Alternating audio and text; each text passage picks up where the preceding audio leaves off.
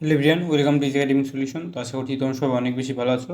তো দেখো, পূর্বের ক্লাসে আমরা যে কোহেসিভ ডিভাইসেস নিয়ে একটা যে পড়া পড়েছিলাম, সেখানে আমরা কীভাবে বিভিন্ন অ্যাডিং ইনফরমেশন, তারপরে তোমার যে অ্যাজ ওয়েল অ্যাজ থাকবে, যখন যখন ট্রু থাকবে, যখন তারপরে তোমার যখন কি করতে হবে, তুমি যখন কি করবে, যে বিভিন্ন সিকোয়েন্স যে বিভিন্ন ইনফরমেশন যাবে, তখন তুমি কোন ওয়ার্ডগুলো ব্যবহার করবে সেগুলো সম্পর্কে বলেছিলাম।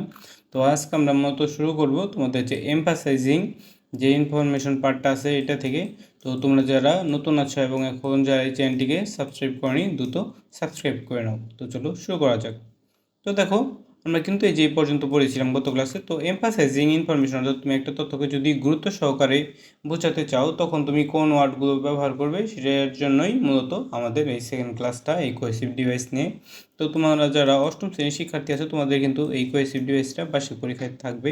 তো সেই কারণেই মূলত এই ভিডিওটা দেওয়া। তো দেখো, এমফাসাইজিং ইনফরমেশন ক্ষেত্রে আমরা কোন কোন ওয়ার্ডগুলো ব্যবহার থাকি, অ্যাবাবল, তারপরে মোস্ট ইম্পর্টেন্টলি, এগুলো আমরা ব্যবহার করে থাকি। এগুলো কী কারণে ইউজ হয় দেখো, to introduce the most important points or argument in your writing, অর্থাৎ তোমার লেখার মধ্যে সবচেয়ে গুরুত্বপূর্ণ অংশটা বোঝানোর ক্ষেত্রে এটা ইউজ হয়ে থাকে। যেমন এক্সাম্পল হিসেবে কি দেওয়া হয়েছে দেখো, above all you should practise your writing skill regularly, অর্থাৎ তোমার রাইটিং স্কিলটা সবার আগে তোমার কী করা উচিত, তোমার প্র্যাকটিস করা উচিত। এটা হচ্ছে গুরুত্বপূর্ণ বিষয়, জন্য অ্যাবাভ অল দেওয়া হয়েছে। তারপরে মোস্ট ইম্পর্টেন্টলি, অর্থাৎ কী বলা হয়েছে, তারপরে you should follow the instruction of your task carefully, অর্থাৎ তোমার টাস্ক কী সেটা তোমার মোস্ট কেয়ারফুলি শোনা উচিত।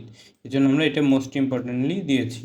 কি আছে, স্পেশালি বা পার্টিকুলারলি, তারপরে স্পেসিফিক্যালি, এই ওয়ার্ডগুলো আমরা ইউজ করতে পারি। তো এই ওয়ার্ডগুলো কেন ইউজ হয় দেখো, টু এমফাসাইজ স্পেসিফিক পয়েন্ট, অর্থাৎ নির্দিষ্ট একটা পয়েন্ট, তারপরে কোনো একটা এক্সাম্পল অথবা detail that is relevant or important, অর্থাৎ কোনো একটা বিষয়কে কী করার জন্য, গুরুত্ব আরোপ করার জন্য এই ওয়ার্ডগুলো আমরা ব্যবহার করে থাকি। যেমন এখানে কী বলা হয়েছে দেখো, এখানে বলা হয়েছে she enjoys reading books specially novels, অর্থাৎ সে কী করতে, বই পড়তে পছন্দ করে, কিন্তু কোন বিষয়টা বেশি পছন্দ করে, নোভেলস পড়তে বেশি পছন্দ করে। এরপরে কী আছে, he is particularly good at solving problem, অর্থাৎ এখানে কি পার্টিকুলারলি, অর্থাৎ সে কিন্তু কিন্তু সব কিছুতে কিন্তু সে ভালো না, সে কোন দিকটায় বেশি ভালো, সে পার্টিকুলার, অর্থাৎ নির্দিষ্ট একটা বিষয়, অর্থাৎ ম্যাথ সলভিংয়ে বা তোমার যে কি সলভিং প্রবলেম, বিভিন্ন প্রবলেম সলভ করতে সে ভালো, এই জন্য পার্টিকুলারলি মানে বিশেষভাবে এটা বোঝানো হয়েছে।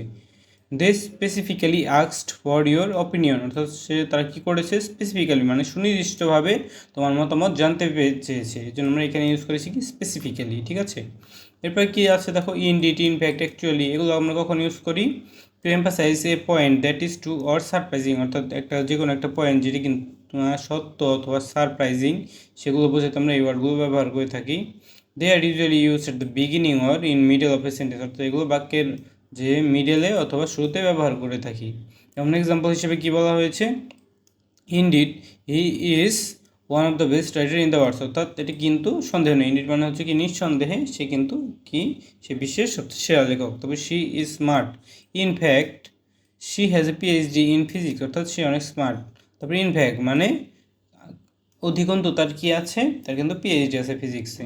এবার দেখো, হি অ্যাকচুয়ালি লাইকস ব্রোকলি, অর্থাৎ সে অ্যাকচুয়ালি, সে আসলে কি পছন্দ করে, আসলে সে ব্রোকলি পছন্দ করে, জন্য কি ইউজ করেছে এখানে অ্যাকচুয়ালি। ঠিক আছে, এই ওয়ার্ডগুলো আমরা কী করতে পারি, যে নির্দিষ্ট একটা বিষয়কে এমফাসাইজ মানে একটা ইনফরমেশনকে গুরুত্ব আরোপ সহকারে বোঝানোর জন্য আমরা এগুলো মূলত ব্যবহার করে থাকি। ঠিক আছে, দেখো এরপরে কি আছে, কন্ট্রাস্টিং ইনফরমেশন, অর্থাৎ কোনো কিছুর ভিতরে পার্থক্য বোঝাতে আমরা যেই ওয়ার্ডগুলো ইউজ করে থাকি এখন সেগুলো দেখব। তো দেখো, ধরো কোনো কিছুর সাথে আমরা কী করতে থাকি, তুলনা, কোনো কিছু যখন কী করি, তুলনা করি, তখন আমরা এই যেগুলো ব্যবহার করতে থাকি। যেমন বাট, হাউএভার, নেভারদালেস, নানদালেস, এগুলো কখন ইউজ হয় দেখো, two introduce A point that is different from or opposite to the previous one, অর্থাৎ যখন নির্দিষ্ট একটা পয়েন্টকে আমরা যখন তুলনা করি আরেকটা পয়েন্টের সাথে, যেটা কিনা সম্পূর্ণ কি অপোজিট বা বিপরীত। They are usually use at the beginning of a sentence or after comma, অর্থাৎ এটা মূলত বাক্যের শুরুতেই আমরা ইউজ করে থাকি। যেমন he likes reading but hates writing, he is rich however. দেখো এখানে কী বলা হয়েছে, প্রথম সেন্টেন্সটা আমরা কী ব্যবহার করেছি, বাট ব্যবহার করেছি, অর্থাৎ একটা সে পছন্দ করে, সে কি পড়তে পছন্দ করে, কিন্তু তার বিপরীত বৈশিষ্ট্য হচ্ছে কি, সে লিখতে পছন্দ করে না, সেটা হেট করে, যে আমরা বাট দিয়েছি। He is rich however he is not happy, অর্থাৎ যদিও সে ধনী কিন্তু হাউএভার তারপরেও সে কি না, সে হ্যাপি না।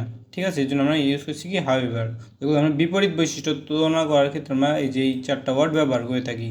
She failed in exam নেভারদালেস she did not give up, অর্থাৎ যদিও সে এক্সাম ফেল করেছে তারপরেও, নেভারদালেস মানে হচ্ছে তারপরেও সে কী করেনি, সে আশা ছেড়ে দেয়নি। হি ওয়াজ টায়ার্ড, অর্থাৎ সে টায়ার্ড ছিল। নানদালেস, তবুও হি কন্টিনিউড ওয়ার্কিং, তবুও সে কী করলো, তার কাজ চালিয়ে যাচ্ছিল। এরপরে দেখো আরও কী কী ওয়ার্ড আছে, on the other hand, on the contrary, তারপরে কনভার্সলি, এগুলো আমরা কি করে থাকি, যে বিভিন্ন যে বিপরীত বৈশিষ্ট্য বোঝানোর ক্ষেত্রে আমরা ইউজ করে থাকি। কি আমরা, ধরো তুমি একটা কিছু ভালো দিক বলছো, অন্যদিকে তুমি যেটার খারাপ দিক বলো, তখন তুমি কি ইউজ করতে পারো, অন দ্য আদার হ্যান্ড বা অন দ্য কন্ট্রারি বা কনভার্সলি, ঠিক আছে, এই ওয়ার্ডগুলো আমরা ইউজ করতে পারি। যেমন এক্সাম্পল হিসেবে কী দেওয়া হয়েছে দেখো, some people think that technology has improve our life, অর্থাৎ কিছু কিছু মানুষ মনে করে কি টেকনোলজি আমাদের জীবন ইমপ্রুভ করেছে। অন দ্য আদার হ্যান্ড, অন্যদিকে দেখো কি হয়েছে, some people think that it has made us more isolated, মানে কি মনে করে এটা আমাদেরকে আরও একাকিত্ব করে দিয়েছে। He claim that you was innocent, অর্থাৎ সে নিজেকে নির্দোষ দাবি করছিল। অন দ্য কন্ট্রারি, অন্যদিকে the evidence prove that he is guilty, কিন্তু অন্যদিকে যে প্রমাণগুলো আছে, প্রমাণগুলো কী প্রমাণ করছে, সে আসলে গিল্টি বা দোষী। তারপরে women tend to live longer than men, অর্থাৎ মহিলারা কী করে, পুরুষদের চেয়ে বেশি বাঁচে। কনভার্সলি, বিপরীত দিকে men tend to earn more than women, কিন্তু পুরুষেরা কী করে, মহিলাদের থেকে বেশি কী করে থাকে, ইনকাম করে থাকে। এই জন্য আমরা কি বিপরীত বৈশিষ্ট্য বোঝানোর ক্ষেত্রে এই কনভার্সলি ইউজ করেছি। এরপর আর বিপরীত বৈশিষ্ট্য বা এই কন্ট্রাস্টের কারণে আমরা কী কী ওয়ার্ড ব্যবহার করে থাকি দেখো, আমরা অল দো, যদিও, even though, despite, in spite of, এগুলো আমরা ইউজ করে থাকি। এগুলো কখন ইউজ হয়, to introduce a point that is different from or opposite the previous one but does not change the main idea or argument, কিন্তু ধর আমরা বিপরীত বৈশিষ্ট্য প্রকাশের ক্ষেত্রে এগুলো ব্যবহার করে থাকি, কিন্তু এটা কি করে না, মেন আইডিয়াটার কোনো পরিবর্তন করে না। যেমন এক্সাম্পল হিসেবে কি দেওয়া হয়েছে, অলদো হি ওয়াজ সিক, অর্থাৎ যদিও সে sick, he went to school, তারপর সে স্কুলে গিয়েছিল। এরপরে দেখো আরও কি আছে, even though she studied hard, যদিও সে অনেক কী করেছে, সে অনেক যে ওয়ার্ক হার্ড মানে সে অনেক কঠোর পরিশ্রম করেছে, অনেক পড়েছে, শি ফেলড ইন এক্সাম, তারপরেও সে কী করেছে, দেখো ইভেন দো দ্বারা আমরা একটা যে ফলাফল প্রকাশ করেছি এবং এটার কারণ, অর্থাৎ দেখো সে কিন্তু যদিও সে অনেক পরিশ্রম করেছে তবু সে ফেল করেছে, এই জন্য আমরা ইভেন দো ইউজ করেছি। তারপরে দো, যদিও ইট ওয়াজ রেনিং, যদিও বৃষ্টি হচ্ছিল, they decided to go out, তারপর তারা বাইরে যাওয়ার সিদ্ধান্ত নিল, অর্থাৎ এটা বিপরীত বৈশিষ্ট্য। ধরো একটা যে বৃষ্টি হচ্ছে তারপরে হচ্ছে তারা কী করছে, তারা বাইরে যাওয়ার সিদ্ধান্ত নিয়েছে। তো এই ওয়ার্ডগুলো আমরা মূলত ইউজ করি বিপরীত বৈশিষ্ট্য বোঝানোর ক্ষেত্রে, কিন্তু আমাদের মিনিং চেঞ্জ হয় না। ডিসপাইট হিজ এজ, তারপরে অর্থাৎ যদিও সে অনেক বৃদ্ধ হয়েছে, হি ইজ ভেরি অ্যাক্টিভ, তারপরে সে অ্যাক্টিভ। ইনস্পাইট অফ ট্রাফিক, অর্থাৎ ট্রাফিক থাকা সত্ত্বেও, দে অ্যারাইভড অন টাইম, তারা সঠিক সময় পৌঁছেছে। অর্থাৎ এখানে এই ওয়ার্ডগুলো আমরা কখন দেবো, যখন আমাদের মেন যে কাহিনী বা মেন যে আমাদের আইডিয়াটা, মেন আইডিয়াটা আমাদের কী হবে না, চেঞ্জ হবে না। যেমন এখানে যে বৃষ্টি হচ্ছিল তারপরেও তারা গিয়েছিল, তখন আমরা দো দিলাম। আবার তারা কি ট্রাফিক জ্যাম থাকার পরেও তারা অন টাইমে পৌঁছলো, তখন আমরা কী দিলাম, ইনস্পাইট অফ দিলাম, ঠিক আছে। তখন আমরা এগুলো ইউজ করে থাকি। তারপরে কী আছে, গিভিং এক্সাম্পল অর এভিডেন্স, অর্থাৎ যখন আমরা বিভিন্ন কিছুর এক্সাম্পল দেবো তখন আমরা কোন কোন ওয়ার্ডগুলো ইউজ করতে পারি দেখো, for example, for instance, to illustrate, আমরা এগুলো ইউজ করে থাকি। উদাহরণ হিসেবে কী দেওয়া হয়েছে দেখো, there are many benefits of exercise, অর্থাৎ এক্সারসাইজের অনেক কী আছে, উপকারিতা আছে। তো তুমি কী ইউজ করবে তখন, for example, it can improve your mood and health, এটা তোমার মুড অ্যান্ড হেলথকে ইমপ্রুভ করতে পারে। এইভাবে আমরা এই ওয়ার্ডগুলো ইউজ করতে পারি। তারপর ফর ইনস্ট্যান্স, টু ইলাস্ট্রেট, এবার some animals are endangered due to human activities, for instance poaching and deforestation threaten the survival of elephants and tiger. তো এই ওয়ার্ডগুলো দিয়ে আমরা কী করবো, আমরা বিভিন্ন এক্সাম্পল দেবো। তো আমরা কী করতে পারি, ফর এক্সাম্পল তো একটা কমন ওয়ার্ড, এটার বদলে আমরা কী ইউজ করতে পারি, ফর এক্সাম্পল হিসেবের বদলে আমরা ফর ইনস্ট্যান্স ইউজ করতে পারি। তারপর টু ইলাস্ট্রেট আমরা এটাও ইউজ করতে পারি, ঠিক আছে। তো আমরা কী শিখলাম, এই এক্সাম্পল দেওয়ার ক্ষেত্রে আমরা এটা ব্যবহার করব, প্লাস ফর ইনস্ট্যান্স এবং টু ইলাস্ট্রেট এটাও ব্যবহার করব। তারপরে কি সাচ অ্যাজ, লাইক, ইনক্লুডিং, এগুলো আমরা কখন দেবো, এগুলো আমরা মূলত এক্সাম্পলের ক্ষেত্রেই ব্যবহার করে থাকি। দেখো এগুলো কখন ইউজ হয়, to introduce one or more example, অর্থাৎ একটা বা অধিক এক্সাম্পল ব্যবহারের ক্ষেত্রে এটি ইউজ হয়। That belong to a category or group that you have mention, অর্থাৎ তুমি একটা কী করেছো, একটা ক্যাটাগরিকে তুমি যখন বোঝাচ্ছ যেটা তুমি মেনশন করেছো। যেমন এখানে এক্সাম্পল কী দেওয়া আছে দেখো, there are many types of fruits, সেখানে অনেক টাইপসের ফ্রুটস ছিল, সাসেস দ্য আমরা এক্সাম্পলগুলো প্রকাশ করলাম, যেমন অ্যাপেলস, ব্যানানাস, অরেঞ্জেস। তারপরে দেখো আরও কি আছে, some sports like soccer and basketball require teamwork and coordination, he has visited many countries, অর্থাৎ সে অনেক কান্ট্রিতে কী করেছে, ভিজিট করেছে, including France, Germany and Italy. এরপরে দেখো আমরা আরও কী ইউজ করব, যে according to, based on, in terms of, এগুলো আমরা কী করতে পারি, ইউজ করতে পারি বিভিন্ন ক্ষেত্রে। আমরা যে বিভিন্ন যে অ্যাকর্ডিং টু, অর্থাৎ একটা রেজাল্ট অনুসারে যদি আমরা কিছু বলছি অ্যাকর্ডিং টু দিস স্টাডি, তখন আমরা এই অ্যাকর্ডিং টু ইউজ করবো। তারপরে যদি কোনো একটা গবেষণা করেছি, তারপরে বেসড অন দিস স্টাডি বা রিসার্চ, তখন আমরা এই ওয়ার্ডগুলো ব্যবহার করতে পারি। ঠিক আছে, এরপর দেখো আমাদের কি আছে, এক্সপ্লেনিং রেজাল্ট অর কনসিকুয়েন্স, অর্থাৎ কোনো একটা কিছু যখন আমরা পরিণাম, কোনো একটা কিছু যখন আমরা পরিণাম বোঝাবো, তখন আমরা কোন ওয়ার্ডগুলো ব্যবহার করে থাকি, দেখো অ্যাজ এ রেজাল্ট, তারপরে কনসিকুয়েন্টলি, দেয়ারফর, দাস, তখন আমরা এই ওয়ার্ডগুলো কী করে থাকি, ইউজ করে থাকি। তো আমরা রেজাল্ট বোঝাতে কোন কোন ওয়ার্ড ইউজ করবো, as a result, consequently, consequently মানে হচ্ছে কি ফলস্বরূপ, তারপরে কি দেয়ারফর, দাস। ঠিক আছে, এরপরে আমরা দেখো এই ওয়ার্ডগুলো যে এক্সাম্পল দিয়েছে, আমরা একটা এক্সাম্পল দেখে নিই এগুলো কখন আমরা ইউজ করি। এগুলো আমরা বিভিন্ন কজ এবং রিজন বোঝাতে ব্যবহার করে থাকি, সেটার যে কনসিকুয়েন্স বোঝানোর ক্ষেত্রে সে রিজন এবং কজের। ঠিক আছে, তো দেখো এক্সাম্পল হিসেবে কি দেওয়া হয়েছে, he fail to submit his assignment on time, অর্থাৎ সে সঠিক সময়ে তার অ্যাসাইনমেন্ট সাবমিট করতে পারেনি। অ্যাজ এ রেজাল্ট, এর ফলে কী হয়েছে, দেখো he lost 10% of his mark, সে তার মার্কেট 10% হারিয়েছে। এরপর দেখো কী আছে, she studied hard for the exam, অর্থাৎ সে পরীক্ষার জন্য অনেক হার্ডওয়ার্ক করেছে। কনসিকুয়েন্টলি, ফলস্বরূপ, she first with flying colours, অর্থাৎ সে কী করেছে, সে অনেক ভালো একটা ফল নিয়ে উত্তীর্ণ হয়েছে, ফ্লাইং কালার্স।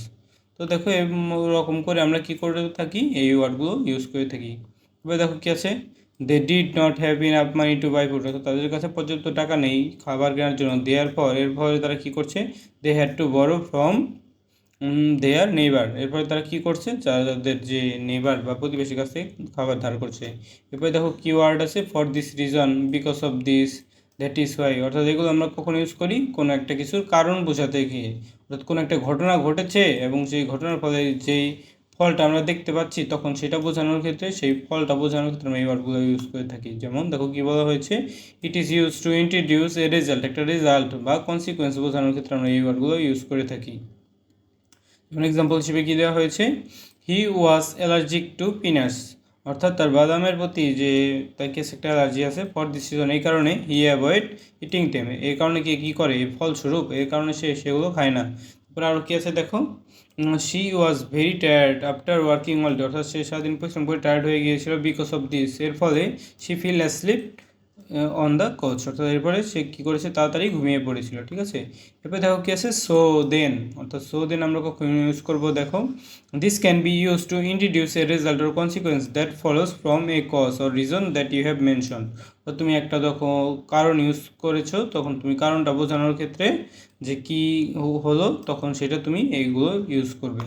যেমন কোন কারণে এই ঘটনাটা ঘটেছে, যেমন they are usually use to middle or a sentence or comma, অর্থাৎ এগুলো আমরা মেনলি যে বাক্যের মাঝখানে ব্যবহার করে থাকি।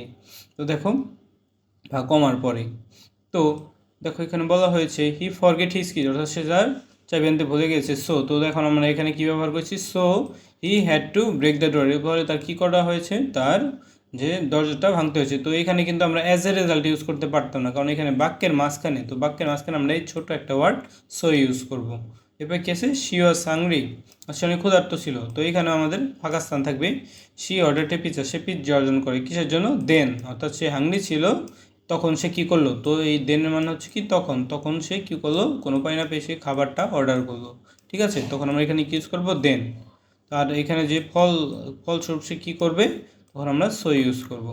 এরপরে আমাদের কোন অংশটুকু বাকি আছে, দেখো এরপরে আমাদের আছে প্রোভাইডিং এক্সপ্লেনেশন অর রিজন, অর্থাৎ কোনো একটা কিছুকে যখন আমরা কী করবো, এক্সপ্লেন করব, তখন আমরা কোনগুলো ইউজ করব। তো এই অংশটুকু কী করবো, আমরা আগামী ক্লাসে বোঝার চেষ্টা করবো, এটা আমাদের পার্ট 3-তে আমরা আলোচনা করব। তো আজকের এই ভিডিওটি কেমন লাগলো অবশ্যই কমেন্ট বক্সে কমেন্ট করে জানাবে। এই ভিডিওটি ভালো লেগে থাকলে অবশ্যই ভিডিওতে লাইক এবং চ্যানেলটিকে সাবস্ক্রাইব করতে ভুলবে না।